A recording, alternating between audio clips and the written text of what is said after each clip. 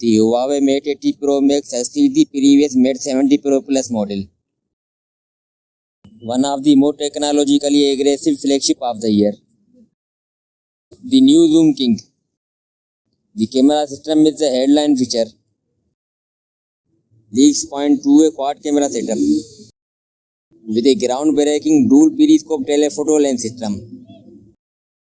This could mean two distinct long-range optical zoom levels combined with the large main sensor.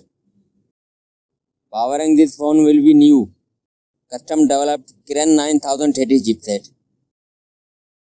Rumors suggest the Pro Max variant might feature an internal active cooling fan. The design continues Huawei's iconic circular camera aesthetic, potentially adding a unique dual-ring element. There will be LTPO OLED touchscreen display, a 2.5K resolution, with a high adaptive refresh rate 120Hz, with up to 16 GB of RAM and up to 1 TB of storage. The Huawei Mate 80 Pro Max has a big battery and to support very fast charging. It will run on HarmonyOS Next, Huawei's own operating system.